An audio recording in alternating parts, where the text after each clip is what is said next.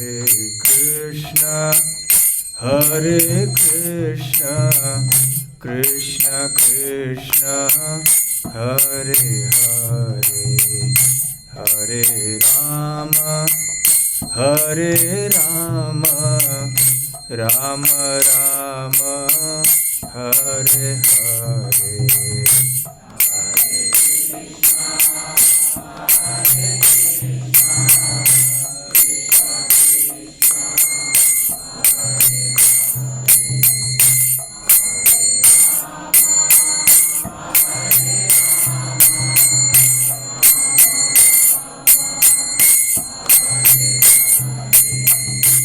Hare Krishna, Krishna Krishna, Hare Hare, Hare Rama, Rama Rama, Hare Hare.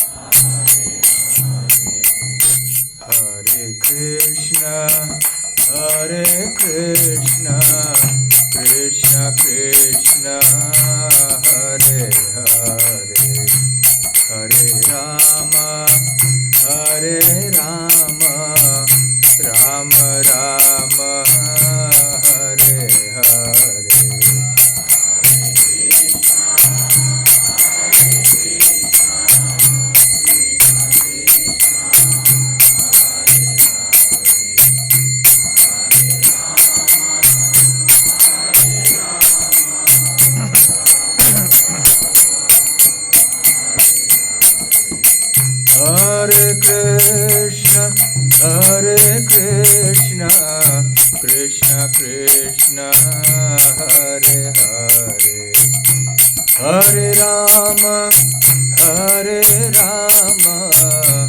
Rama Rama, Hare Hare. Hare Krishna, Krishna Krishna, Hare Hare, Hare Rama, Rama Rama, Hare Hare.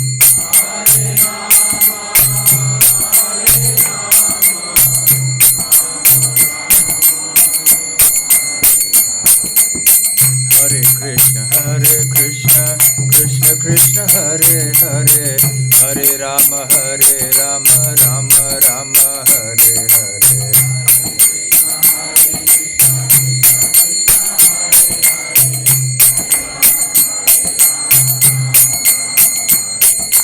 Hare Krishna, Krishna Krishna, Hare Hare, Hare Rama, Rama Rama, Hare Hare.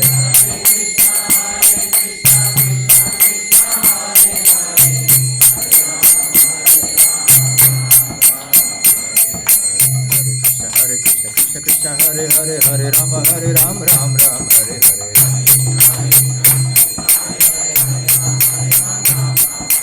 Hare Krishna, Krishna Krishna, Hare Hare, Hare Rama, Rama Rama, Hare Hare.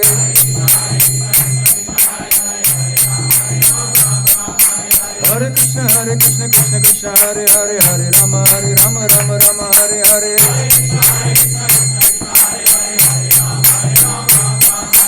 Hare Krishna, Krishna Krishna, Hare Hare, Hare Rama, Rama Rama, Hare Hare.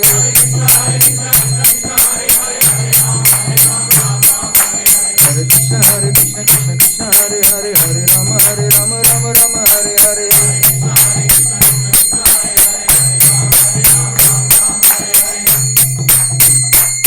Jaya Gauranitai, Jaya Gauranitai, Jaya Gauranitai, Jaya Gauranitai.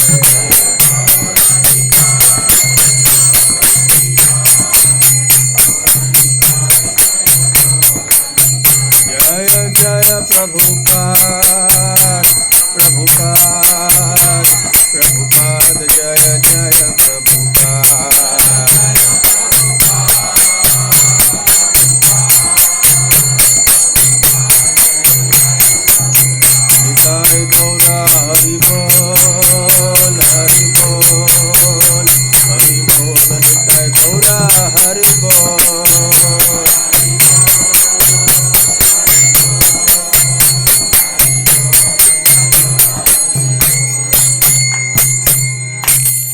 Gaur Premanande.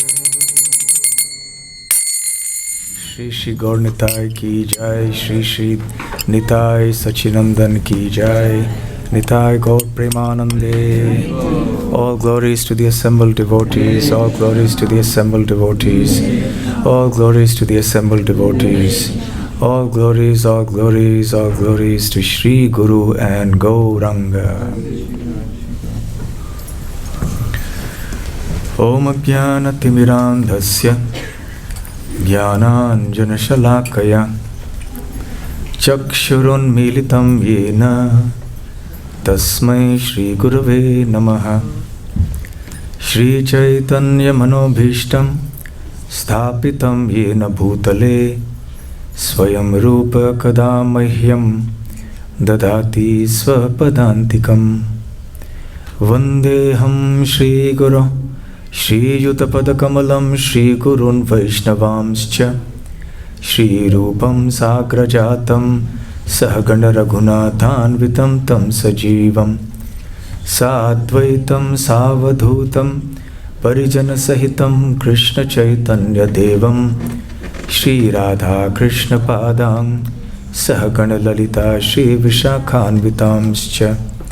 Namo Om Vishnu Padaya Krishna Presthaya Bhutale Srimate Bhakti Vedanta Swami Niti Namine.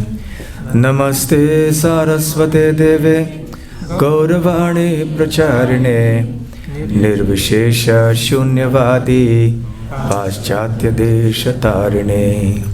Namo Mahavadanyaya Krishna Prema Pradayate Krishnaya Krishna Chaitanya Namane Gauratvishe Namaha. Panchatattvatmakam Krishnam Bhaktarupa Swarupakam Bhaktavataram Bhaktakhyam Namami Bhaktashaktikam. Aradhyo Bhagavan Vrajeshatanayas Dadhama Vrindavanam Ramya Kachidupasana Vrajavadhu Vargenaya Kalpita. Srimad Bhagavatam Pramanamamalam Prema Pumartho Mahan.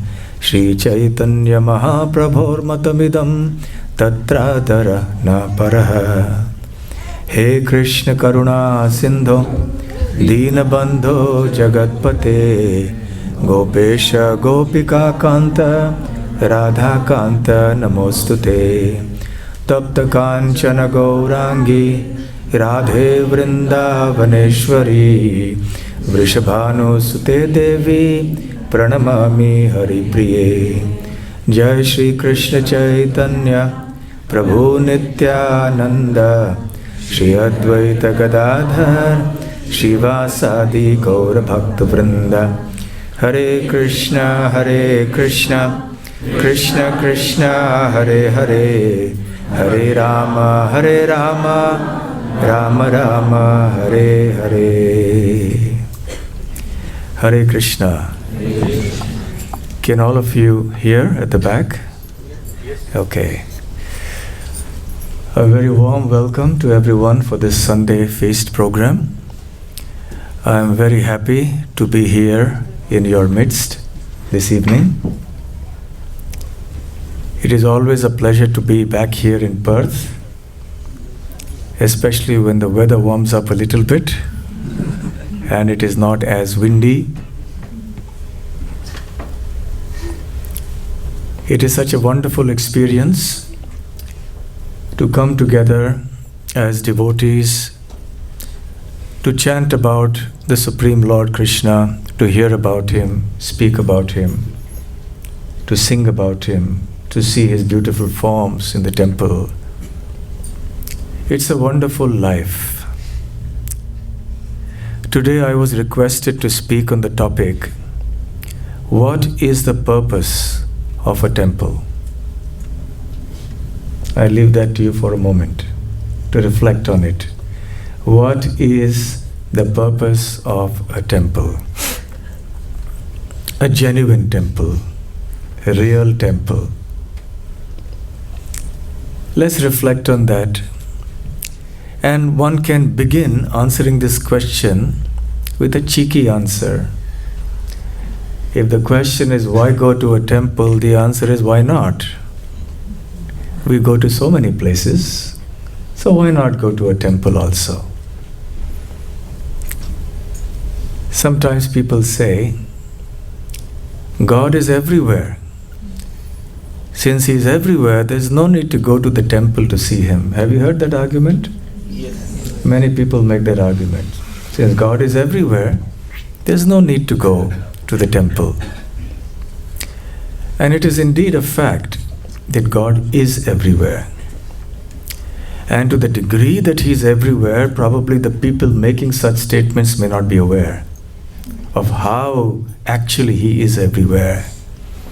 Andantarastha paramanu chayantarastam. The creator of the universe, Brahma, says that the Supreme Lord Krishna is present within every atom. Scientists today try to study nature. They study the macrocosmos, the universe. They study the microcosmos, the atom. In the macrocosmos, there is the movement of all the celestial objects, the planets and the sun and the moon and the stars. In the microcosmos, there is a movement of, at least as far as the current theories are concerned, the electrons and so many things move round and round. The universe doesn't collapse. The atoms don't collapse. Who's holding them up? The Bhagavad Gita, Krishna says that I am within everything. And it is because Lord Krishna enters into everything that everything exists and can be sustained. Gam avishya cha bhutani dharyam yam ojasa.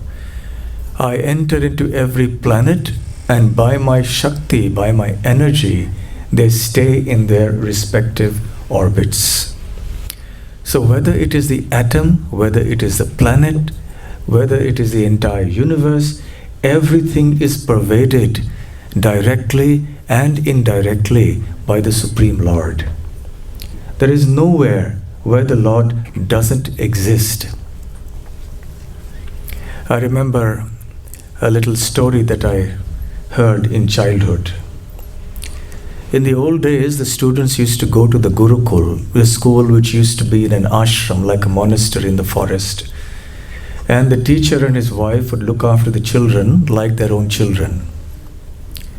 And they would come in at the age of 5 or 6 or 8 or something, and they would stay on till their early 20s. Many of them would go on to become householders. Some would take to a life of renunciation. So one time the teacher wanted to test the students. So he told them, I'm going to give each of you a fruit. And you have to go and eat it at a place where no one can see you. So all the students eagerly took the fruit and ran away to different parts. Very soon they all started coming back one after the other. And the teacher started asking the students, so where did you go and eat? Where did you find a place where no one was looking at you? He said, I went behind a tree and no one saw me there, so I ate the fruit. Someone said, I went into the cave. No one saw me there, so I ate the fruit there. In this way, the different children, the students, they gave different answers, except one boy who did not return till very late. When he finally came back, he still had the fruit in his hand. So the teacher asked, what happened? Why haven't you eaten the fruit? He says, I did not find any place where there was nobody looking at me. So what do you mean? The teacher of course knew the answer, but he still asked for clarification and for the understanding of the other students. He said, everywhere there's someone or the other looking at me. The trees have life, the plants, the grass, all of them have life. There are insects, there are birds, there are animals. They all have life. They are looking at me. The sun, the moon, the stars, the planets, the directions, they're all looking at me. And ultimately, God, He is everywhere. He is looking at me. So I came to the conclusion that there is no place where nobody will see what I'm doing. Even if the insects and the animals and the trees and plants don't see me, God will see me everywhere. And the teacher was very pleased with the student. And he says, of all my students, you are the only one who has actually understood and assimilated my teachings for all these years. So yes, indeed, it is a fact that God is everywhere. And this is one of the teachings of the Bhagavad Gita as well. However, the question arises, even though the Lord is everywhere, in every atom, within every heart, can we see Him everywhere? That is the question. And no, we can't see Krishna everywhere. So for those people who object to coming to a temple by saying that God is everywhere, why should I come to the temple? Our response is, but my dear sir, you do not see God everywhere. Therefore, it is important for you to come here to the temple and see God in a way that is tangible for your senses, for your eyes. So you come to the temple and see the form of the Lord manifested as a deity. A deity is not a statue. A statue pertains to some ordinary mortal living entity. You'll find in every city there is a statue of some notable personality. Maybe some political leader or some military leader or some sportsman or somebody like that. That's a statue. But the deity pertains to the Supreme Lord alone. So the deity of the Lord is the actual representation of the Lord within this material world in the form of material elements. Lord Krishna has an original spiritual form, Sat Chit Ananda Vigraha, the form of eternity, knowledge and bliss. It is a complete spiritual form. We have no experience of spiritual forms. So we imagine that even if God were to have a form, it would be something material. But that is not the case. God has a spiritual form, but because we cannot see spiritual form with our eyes, very kindly, out of His mercy to all of us in this material world who are in ignorance, He appears in the form of a deity. There are scriptures that describe how the deity is to be fashioned, what kind of proportions have to be carved out of the stone, of the different limbs, the shoulder, the length, the height, etc. It's not something whimsically done. And great devotees down the ages have related their experiences, their very personal experiences with various deities. And in the course of this talk, I will narrate one or two such examples. So therefore, the deity appears here in the form of material elements like stone or wood, just so that we may easily perceive the Lord and have an opportunity to serve Him. Consider the example of water. Let's say I am thirsty and you tell me, there is water in the clouds. Please get the water from there. Now, how do I get that? Very difficult for me to obtain water from the clouds. Then I say, no, sir, that's very difficult. He said, well, there is rainfall that comes from the clouds. It falls on the earth. It goes into the ground and forms the water table. So there is water underground. So please obtain water from underground. So our reply is, well, even that is very difficult. I can't go around digging everywhere to get water. But if you come and give me a cup of water and say, here you are, here is water, then water is so easy for me to drink. It's right there. So the Supreme Lord Sri Krishna is present in His own abode, the spiritual world, which is far beyond this material world. His abode is called Vaikuntha. This material world is Kuntha, which means a place of misery. And the spiritual world, the kingdom of God, is called Vaikuntha, which means the place where there is no misery. So he resides there, far, far away. So, if we want to know God and someone tells us he is in the spiritual world, so we'll say, oh, so far away. How do I get access to him? How can I reach him? The spiritual world is so far. Then the person may say, well, he is in your heart. Because as a super soul, he is present in the heart of every living entity. Sarvasya chaham hridi sannivishto mattah smriti jnanam apohanam cha. In the Bhagavad Gita, Krishna says, I am seated in the heart of all living entities, and from me come remembrance, knowledge, and forgetfulness. So Krishna is in everybody's heart. So the person tells me, well, it's very difficult. It's very easy. Just look at the Lord in the heart and say, how do I do that? How do I know how to approach the Lord in the heart? It's not easy. Then I come to Amayatma Prabhu and ask him, how can I see the Lord? And he's very intelligent, very knowledgeable. So he says, just come to the temple and see the deity. So he's handing me over the cup of water. And he's saying, come and see the Lord here. So it's so easy now. I see the Lord with my own fleshy eyes. And then I not only see him, I can appreciate, and then I can render various types of services to him. And that's why we all gather here. Because the Lord has manifested himself in material objects, in material elements, for us to be able to see him and to serve him in a very easy way. You know, we have all these kits that say carpentry made easy, blacksmithy made easy. So here we have devotion made easy, devotional service made easy, because the Lord manifests as the deity. So it is so easy for us now. We come to the temple, see the deity, serve him.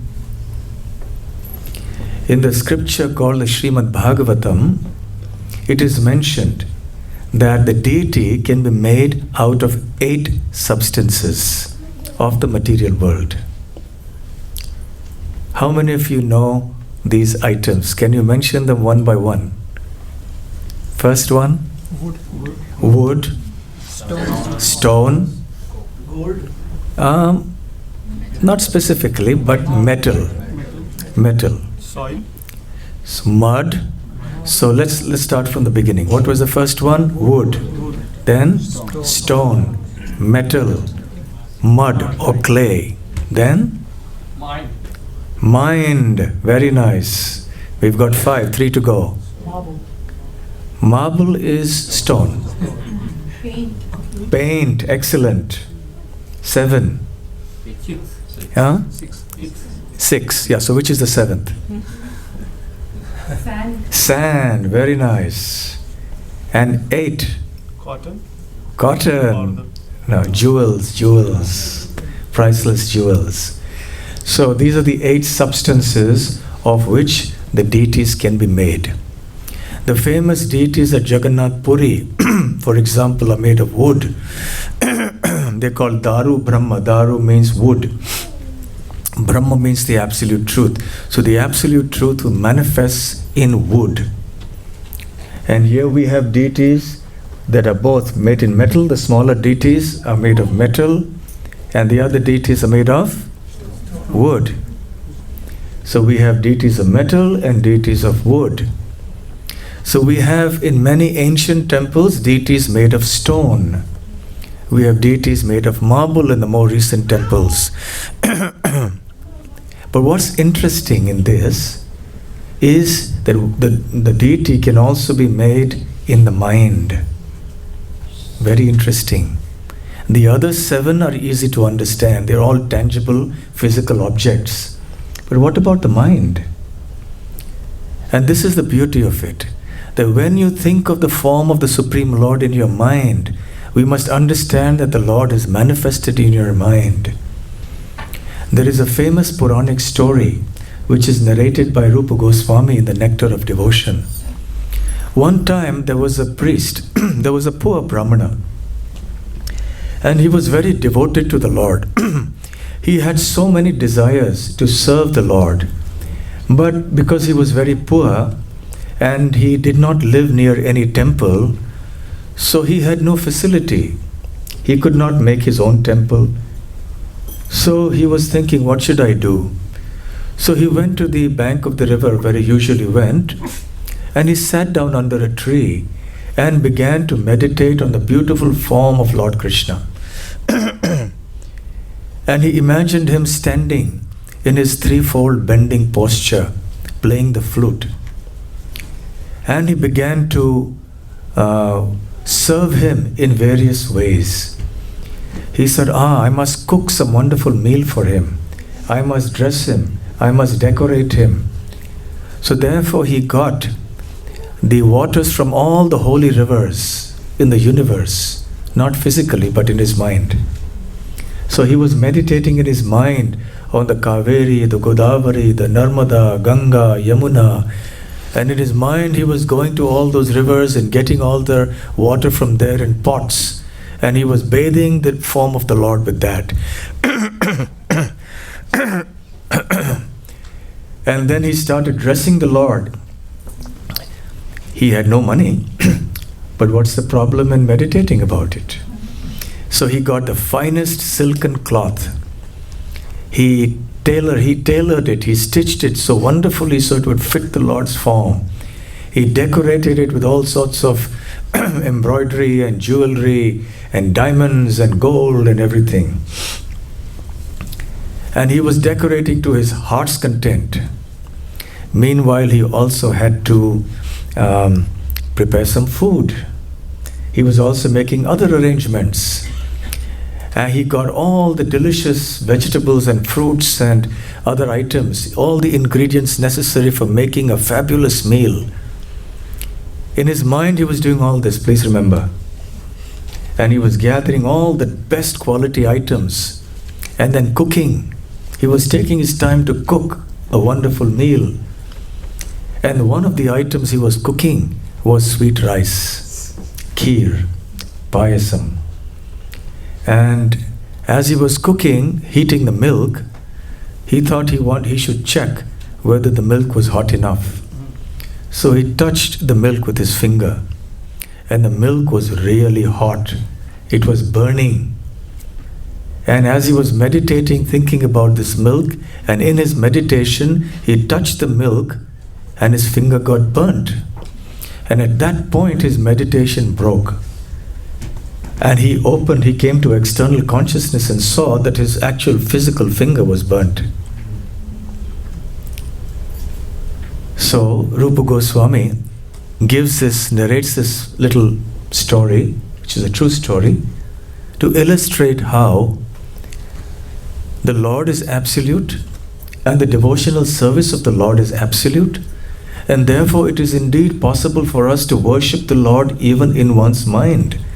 In fact, ultimately that is our hope, that is our aspiration, that we will seat the Supreme Lord in our heart and worship Him there day and night.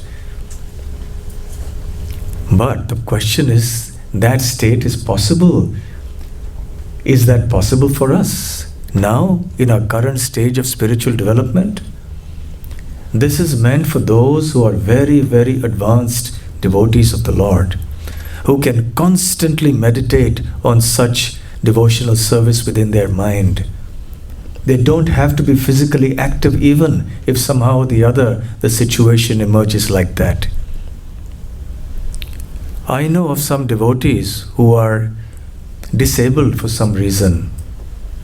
Some have paralysis of some sort, others have other diseases, ailments, and they can't move physically, they're confined to the bed.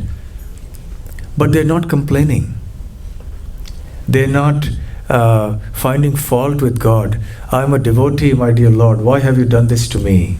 They're not complaining. They're accepting this in a very positive spirit. And they're surrounded with pictures of Krishna in their room everywhere. And they close their eyes, they don't even have sometimes the strength to move their lips. So they meditate on the Lord in the mind. and they're working out. They're able to do that because of a lifetime of devotional service executed. So indeed, it is possible to see God everywhere and to see Him in the heart. But because we are not in a position to do that, we have to be trained. We have to first see the Lord in a tangible form. And therefore, we come to the temple because the Lord is present here in a form that is easy for us to see and to serve. So this is also very interesting. Another reason why coming to a temple is very important for all of us is that it is natural for those who want to progress in the path of devotion to gather together. You have a stockbrokers association, you have the electrical manufacturers association, or you have, let's say, the doctors association. So why not have a devotees association? People who have a common goal, a common aspiration, a common interest in life, they form their own associations to further their own interest. It's natural. Birds of a feather flock together. So if everyone can come together for a particular purpose, then why not spiritual seekers? Why not devotees of the Lord who want to come and hear and chant about the Lord, learn about the devotional service of the Lord? So it is only natural. And when you come to such a place, then it is tremendously inspirational. It is also instructive. And the next reason which is related to this is, we come to the temple because the temple is a place of learning, a place of education. Srila Prabhupada, the founder Acharya of our International Society for Krishna Consciousness, used to say that he wanted all our temples to be places of education, spiritual education. There are enough places for material education. There are places to go to for learning accountancy and medical science and economics and engineering. But there are very few places that teach the most important knowledge. The knowledge of Bhagavad Gita, the knowledge of spiritual science. No college, no university teaches the science of the self. When Srila Prabhupada went to an American university to give a lecture, I think he was at Stanford or Harvard University, one of these, and he was mentioning, your university is very reputed. You have so many departments, but where is the department that studies the self?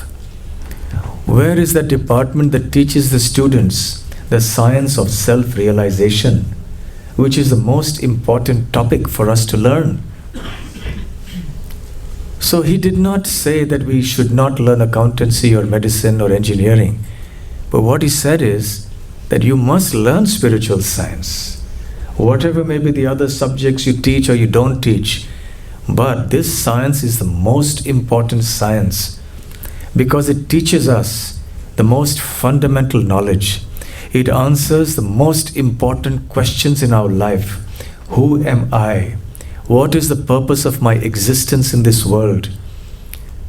What is the ultimate source of everything? Why does this world exist? What is my role in this world? How can I get real happiness in life? Now, these are very, very important questions. So where does one get answers to these questions, which are genuine? So Srila Prabhupada said, yes, we need the temples for that. So then we have lectures here, we have courses, we have programs, and also the temple then extends itself and conducts programs in so many other places around the city, so people may take benefit. In this way, the temple is necessary for spiritual education. So when people come together with that common idea of learning, then they all gain spiritually. This is actually the definition of a devotee. Machchitta madgata prana bodhayantas parasparam kathayantas chamam nityam dushyanti cha ramanti cha. Krishna says in the Bhagavad Gita that my devotees are those who are constantly thinking of me, who have made me the treasure of their life, and who constantly converse about me and my messages, my pastimes, etc. amongst themselves. So the temple serves as a facility for like-minded people to congregate and hear and chant about Krishna, to hear and chant about the process of spiritual realization. Now someone may protest and say, well, can't we do the same thing at home? Can't we just read the books at home? Can't we also have discussions at home? Certainly you can and you should. But let me ask a return question. Do you have children? Yes. Do you send your children to school? Yes. Can't your children study only at home? Why do you send them to school? So you will reply, well, they should study at home and they should go to school. So also, we should perform devotional service at home and we should go to the temple and to devotional gatherings. It is only by coming to the temple and to devotional gatherings like this that we can understand how to practice spiritual science at home. Otherwise, we would not know what to do.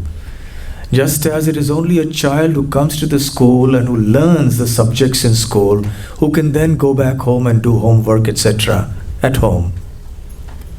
So similarly, the temple and the home both are important. But if we don't come to the devotional gathering, then how can we learn all these things? How will we know how to make our home into a spiritual place, into a temple? And eventually, how will we know how to make our heart a temple, like that pious Brahmana did? So therefore, it is natural that temples act as places of learning. We find that in India there are many temples, and in many of them people just go for some time, they bow their head, maybe give a little donation, and they come away. Which is fine, at least they're doing something. But the purpose to a temple is really fulfilled when they hear. This is the most important process. And for people who say that God is everywhere, we say yes, the ability to see God everywhere will come through your ears, not through your eyes. So our devotional process, according to the Srimad Bhagavatam, is to hear about Krishna, to hear the message of Bhagavad Gita and Srimad Bhagavatam, the Upanishads, etc. By hearing, by gaining knowledge, then we will have the vision to see. When someone without any knowledge comes into a temple, he or she will look at the deity and think it's just a statue. But when that person is trained spiritually, attends regular classes, lectures, read the books, then that person's vision changes. Let me give you a simple example. Let's say you go to visit a doctor. I hope you don't, but just an example. I hope you all remain always healthy. But sometimes we do have to go to a doctor because we fall sick.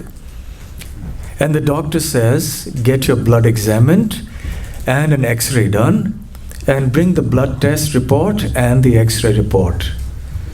So we get the blood test done, we have the report in hand, we have the X-ray film in hand, and we look at the film and we can't make any sense of it. It just is some black and white blotches on the film, and we really don't know what it is. The doctor looks at it, puts it up against the light, and says, okay, you have this such and such a problem. So is there something wrong with my eyes? Do I need to change my spectacles? Does the doctor have some special glasses with which he or she looks at the X-ray film and understands what's wrong? When I looked at the film, I could not see there was anything wrong. But what is it that made the doctor realize what was wrong with me or my body? The doctor was seeing with the eyes of knowledge. But I don't have that knowledge. So my vision is not clear, is imperfect, inadequate. And how did the doctor get that knowledge? By going to a medical college, by attending lectures, hearing about the subject, reading the books. And then when the doctor got this knowledge and the training, then the doctor is easily able to look at the X-ray film and say, yes, this is the problem, which you and I as lay people can't do. So similarly, our vision of the world, our vision of the deity, our vision of life will change when we hear spiritual topics. Many times we have people who say they're very eager to see the Lord. But seeing the Lord is easy in the deity form. But they say, no, not in the deity. I actually want to see the Lord. But then we need a qualification for that. It is not so easy for anyone and everyone to just see the Lord like that. So we have to qualify ourselves by hearing. And that is why we come to the temple. We come to hear. Sometimes people also say, why do you spend so much money to maintain a temple, to build a temple? Why don't you give that money to the poor? Have you heard this argument? So how would you reply to this? If someone told you that, why do you need to have a temple and spend so much money every day? How would you answer? Anyone? Yes. Why don't we go to school? We can give the same amount of money to the poor people. Why are we spending so much money on a school and hospitals? Excellent. The answer is then why are we building schools? Why are we building hospitals? You can just educate yourself at home, just heal yourself at home. Let me add, why do we build huge, gigantic stadiums? Why do we build so many things and spend millions of dollars? Why don't we give that money to the poor? The answer is, of course, that there is a need for all these things. So just as there is a need and these things are built to fulfill certain needs, similarly there is a spiritual need, which is the most vital need of the human being. And therefore there is a facility required to fulfill that need. It is because people do not appreciate that there is such a need, they may protest like this. But when we understand that there is actually a vital need for spiritual knowledge, then yes, we understand it's quite all right. There are many people who have gigantic homes. The presidents and prime ministers or governors of different countries live in practically palaces. So what is the objection in making a nice temple for the president of the whole universe? You make a temple for the president of a country or the governor of a country, and here we're making a temple or a residence for the president of not just one universe, but of unlimited universes and of everything that exists. So why should we object to that? A temple is also a useful place for cultural development. You see, culture is something very important for us. It's not that we just chant Hare Krishna, we hear spiritual knowledge, and that's the end of it. No. In life, there are so many things to do. There are, for example, some people get married, or most people in the world get married. So marriage, for example, is considered a very sacred act. It is a purification, an act of purification, which is called the Vivaha Samskar. So traditionally in temples, people go there to get married. Some of you who have come from India may have got married in temples. Any of you who got married in temples? Okay, there you are. So some of you got married in temples. There are also other sacred ceremonies, purificatory rituals that are important for our development, which assist in our spiritual development. There's part of a larger Vedic culture, and sometimes temples provide that very useful service for this. For example, if there is some death in the family, what does one do? There is a birth in the family, what does one do? All of these things have some implications. There are things to do as given in the scriptures. So the temple can also provide some services. So it serves as a cultural capital, as a cultural center as well, where the devotional culture may be nurtured. There are any number of beautiful, beautiful stories about the interactions of the devotees of the Lord with the deities in the temple. And one could go on and on and on about this. But I will today particularly narrate one little story, which is a real story. I had promised the devotees I would narrate it 3 days ago. It didn't happen. Yesterday it didn't happen. So today I will do it. There is a place in India, in the southern state of Andhra Pradesh, which is called Bhadrachalam. There is a long history to that place. It is a place where a sage called Bhadra performed austerities, so it is called Bhadrachalam. Now it so happened that a poor lady who was like a tribal lady, she went into the forest one time and she found this deity of Lord Ram. And along with him there was Sita, Lakshman, etc. So she was very happy. And she was very poor. So she made a little cottage for the deities. She didn't have anything, no wealth. So she gathered together just a few leaves and a few sticks of wood, and she made a small little structure and she kept the deities there. And every day she would go from her village into the forest to serve these deities. So the villagers used to ask her, "Where are you going?" She said, "I'm going into the forest." And they would laugh at her. Because according to their belief, there's no deity in the forest. So she continued this even as she entered her old age. One time, one of the revenue collectors on behalf of the king, whose name later became Ramadas, he saw this lady going and he heard about it. He went and he saw the deities and he was struck with wonder to see the beauty of these deities. And this lady pleaded with him. He said, "You are an influential man and you have wealth. So why don't you make a nice temple for Lord Ram?" So he also was a devotee of Ram. So he said, "Yes, indeed, I will do so." Now his job was to collect taxes on behalf of the king. The king was a Muslim whose name was Tanisha, Nawab Tanisha or something like that. So he used to collect the taxes from the citizens and the business people, and then he would hand it over to the king, to the treasury department of the king. So he already had some taxes that he had collected. So now he used that money to build a temple. He didn't give it to the king. So he built a beautiful temple, and then he made gorgeous dresses for the Lord, and also all sorts of expensive ornaments, diamonds and so on and so forth.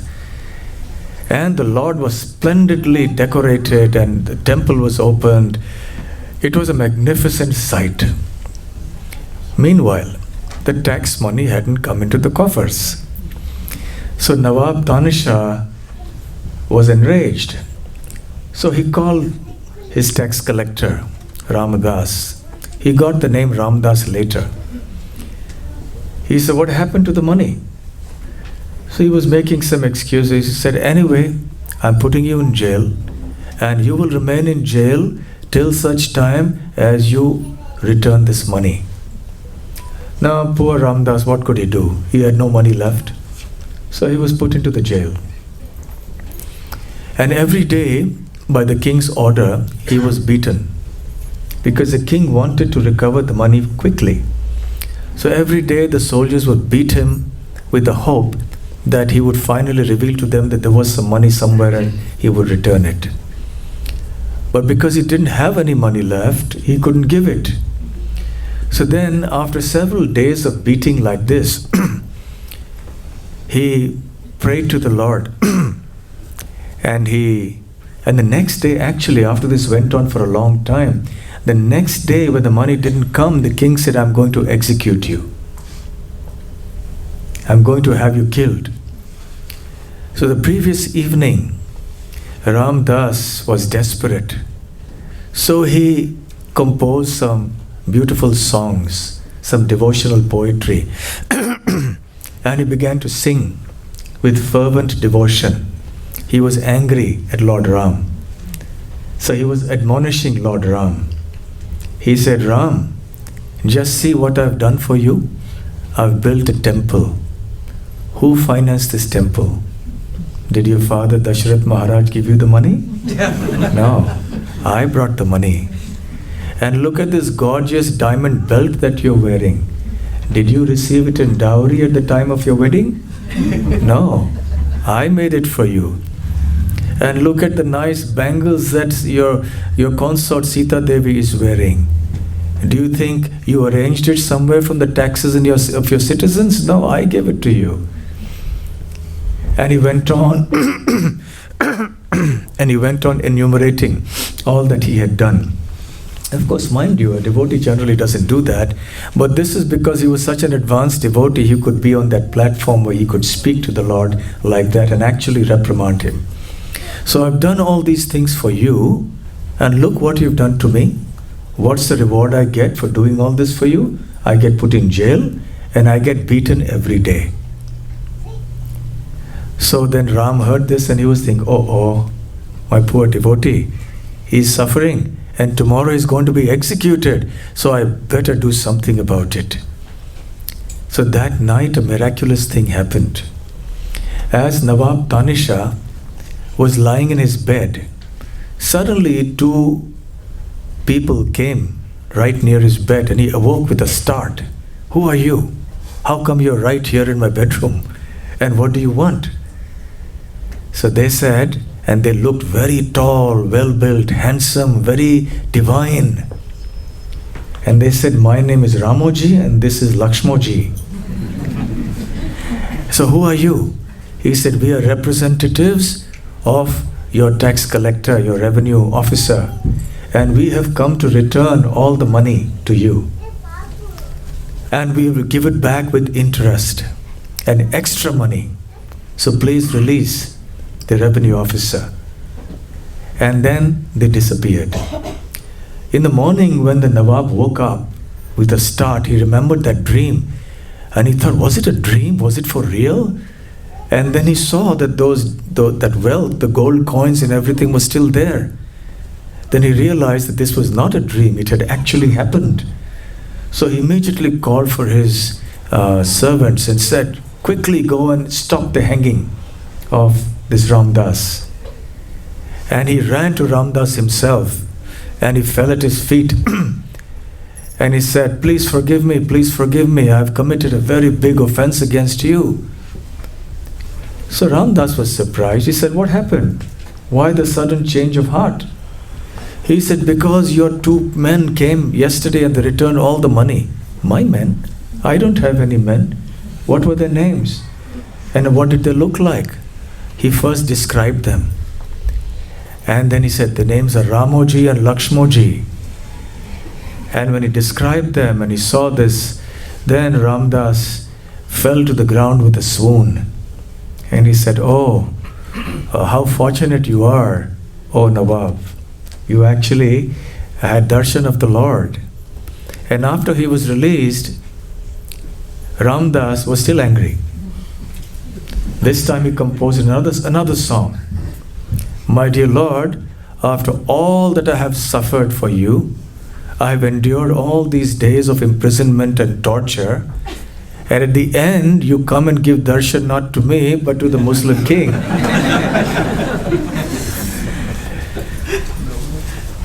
So that temple is still today very famous.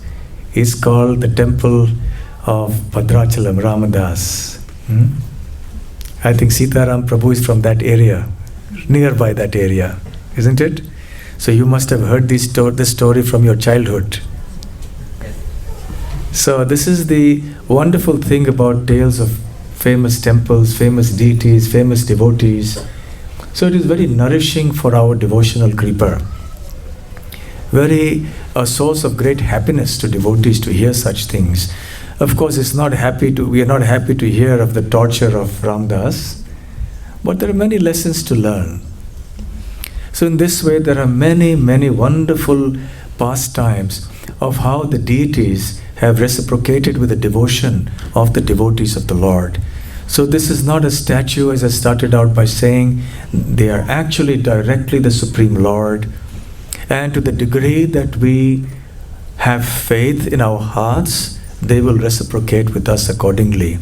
If we do not have faith, then they will only be just statues of stone or wood or something else. So therefore the temple serves all these useful functions. Hare Krishna.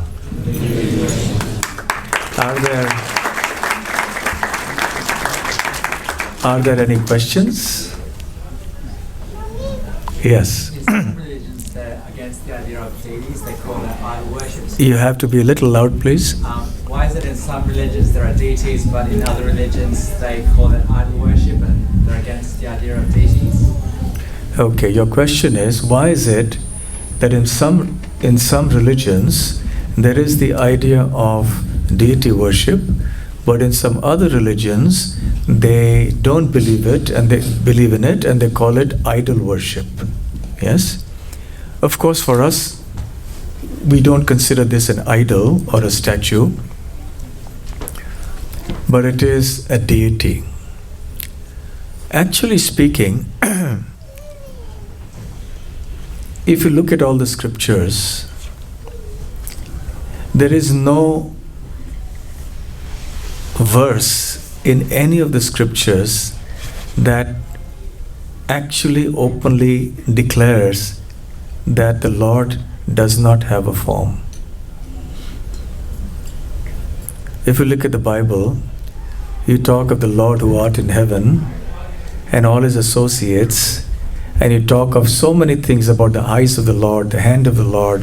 The Quran also talks about the right hand, the left hand of the Lord, the throne of the Lord. Yes? And they would say it's only a metaphorical thing. But for us, we don't see it metaphorically. Ultimately, behind everything, there is a person. Impersonalism can never be the ultimate truth. Behind everything impersonal, there is always a person. For example, when we say the government has done something, has made a law, the word government is a little impersonal. But behind the word government are certain people. There are ministers, there are bureaucrats, there are officers who actually make the law and who implement it. So therefore, the absolute truth ultimately is a person. And it is just that in some religions it may not be emphasized so much. And therefore, because these things are not emphasized, followers in the modern day and age or even in the past may have come to the conclusion that because the Lord doesn't have a form, they don't believe that that form can manifest in matter. So this is a very evolved science that is given in the Vedic scriptures. And when we actually look into it with care, we will see that it makes so much sense. Any other questions? Yes. Maharaj, this is from yesterday. Can I ask a question? Yes. So you mentioned at the retreat yesterday that, we should not assume that everyone who comes to the temple, we should assume that everyone who comes to temple is at different stages of their devotional life, and it can be compared as to a hospital where everyone's going through some sort of improvement in their lives. So I understand us being the patients in that context, or the people who come here, But who in that context, in the temple context, is the doctor? Is that the preaching department, or is it the deity, or is there a scriptures? Okay, so the question is that yesterday at some program I had mentioned that we should know that our temples are like hospitals where people come to get cured of some ailment. In the hospital, there are people of diverse ailments. Somebody has cholera, someone has whatever, some other diseases. Here, in the material world, we are all conditioned living entities. So our disease is forgetfulness of Krishna, forgetfulness of ourself. The material consciousness is our disease. So we come here to get relieved from that ailment, which is the root of all other ailments. Because it is because of this ailment that we get a material body in the first place. And it is a material body that is the cause of all suffering to us. So the question is here that if the devotees who come here, who are at different levels of spiritual advancement, are the patients, then who are the doctors? Good question. The doctor-in-chief is sitting right here behind us. Srila Prabhupada is here. He is the presiding doctor, the doctor-in-chief, the surgeon-in-chief, who opens our eyes with the torchlight of knowledge. Shalaka is an ophthalmic instrument that was used in the Vedic times. So we chant Om Ajnana Timirandasya Jnananjana Shalakaya Chakshurun Militam Yena Tasmai Shri Gurave Namaha. I offer my obeisances unto our spiritual master who has opened our eyes with the torchlight of knowledge. I was absorbed in the darkness of ignorance, but very kindly the spiritual master has opened my eyes by some spiritual surgical operation. So Srila Prabhupada has written all these books, delivered all these lectures, founded such a wonderful spiritual organization for all of us to take benefit. And everybody in this mission are followers of that chief doctor, chief surgeon. So the doctors also sometimes, they're in good health, you see. So they also, because when you go, the patients go, the doctors themselves start treating the patients. Here, the wonderful thing about this hospital is that the patients also become doctors themselves. And even as they're getting cured, they realize their mistakes, and so they start telling the other patients who've come to the hospital, look, it's like this, better not do that. It may seem difficult, this prescription, but please follow it. And then there are those who are more elevated, who are properly situated on the spiritual platform, and they have come out of this spiritual sickness, so one can take shelter of such personalities and get cured of our material ailments. Okay? Any other question? Yes. Maharaj, during deity installation, is it that the Lord comes and resides in that deity, or is that deity itself converts as like? Okay, the question is that during the installation ceremony of the deity, is it that the Lord comes and resides in that form of metal or stone, etc., or is it that the stone itself converts into spiritual substance? And the answer is both. It is because the Lord, there is a ceremony called the Prana Pratishtha, and the devotees request the Lord, they plead with him to please advent and appear in the form of the deity. So the Lord then manifests himself, enters into the material elements, and then the deity becomes non-different from him.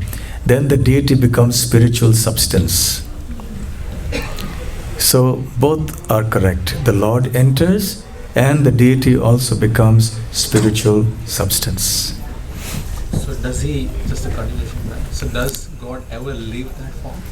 Does the Lord ever leave that form? He could, if he wants to. Just as he has come out of his own sweet will, he can leave out of his own sweet will. But what ties him there?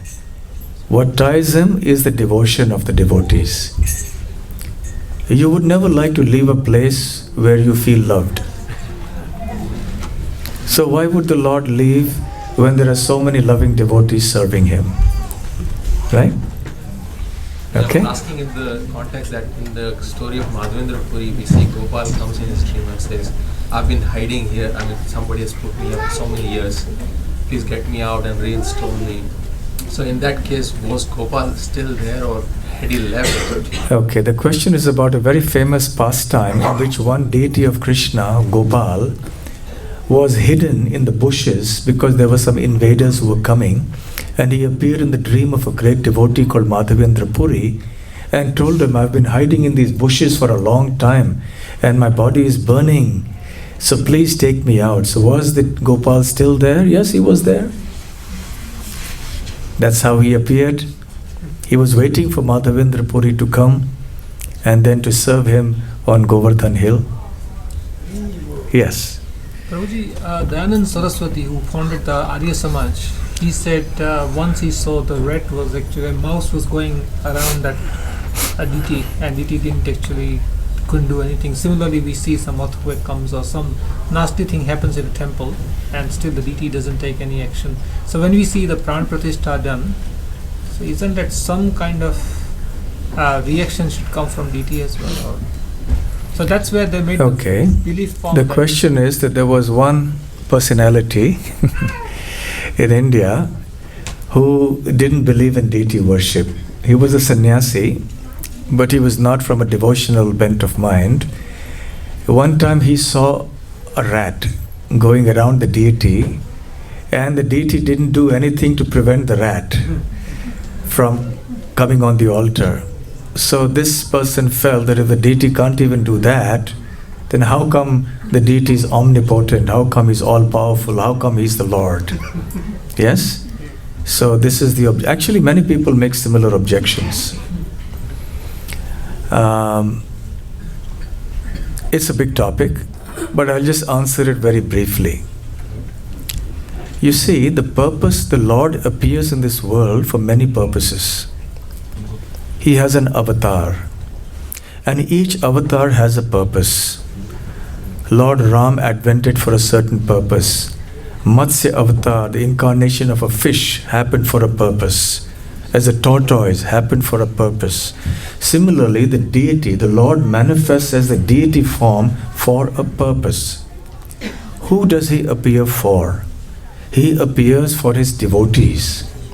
He doesn't appear for those who do not have faith, who are atheists. He doesn't appear for them.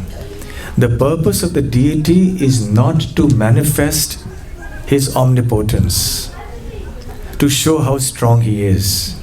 That's not why he comes. To show his strength, he doesn't need to descend here. He simply can send a tsunami and havoc can be wreaked. Or in any person, he can just work from within the heart and create a heart attack and just kill the person. So the Lord doesn't need to do these things through the deity form. Sometimes he does it to please his devotees or to protect his devotees. But that is not the purpose for which he comes as a deity. As the deity, he appears in order to reciprocate feelings of love and devotion with the devotees. So the purpose of the deity is for the devotees' pleasure and service, not for the atheists. Number one. Number two, the rat does get benefit because he does a circumambulation of the altar. Not that we should allow that to happen. There is a famous Puranic story about this mouse who was in this ancient temple. In those days, they had no electricity. So they would just have oil lamps there. Yes? And you know, rats and mice, they like oily things. So this went on to the altar, and the flame was just about dying out because the wick had kind of slid into the lamp. So he went to taste that wick, and his whisker got burnt. So he panicked and he shook himself, and the wick got shaken and it lit again properly. So because he relit that lamp again inadvertently, in the next life he got a human body. Yeah, became a devotee in the next life because he offered this little service, even unknowingly. That doesn't mean, as I said, that we should allow rats to come. We should, as devotees, we should protect. Okay? Any other questions? Yes. In Western Australia, in town planning, we used to have a mandatory requirement for proper and strategic planning to have places of worship within a certain radius in development. Mm-hmm. Now, over a period of time, what's happened, developers obviously, their motive is to get maximum yield at the minimum cost.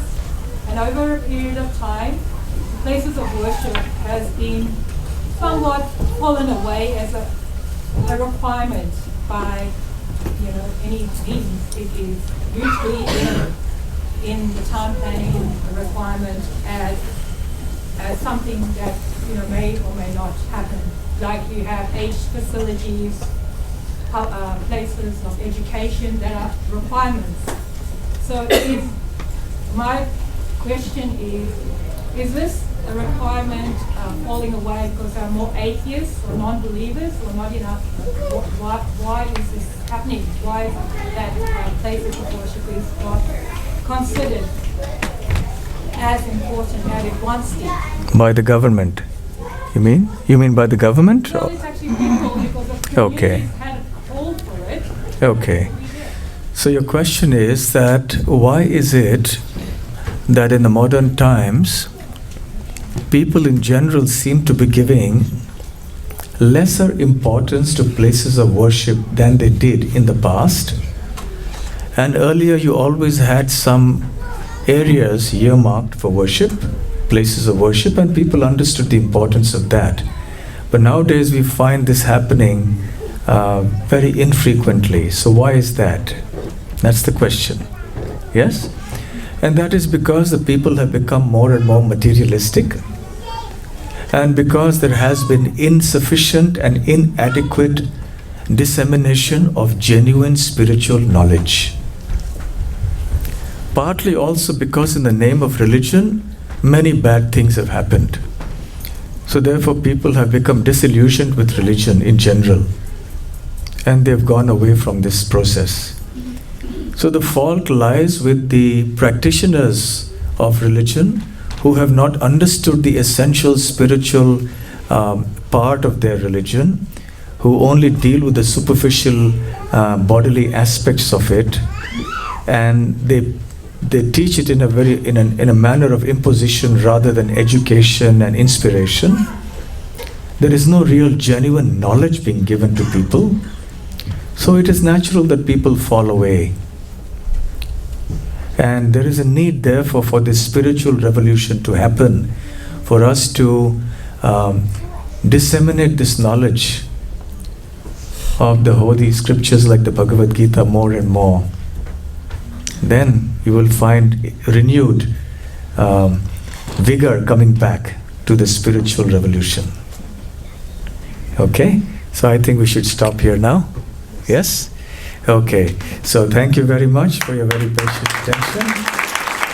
Srila Prabhupada ki jai. Gaur Premanande. Hari Hari Bol. Hare Krishna.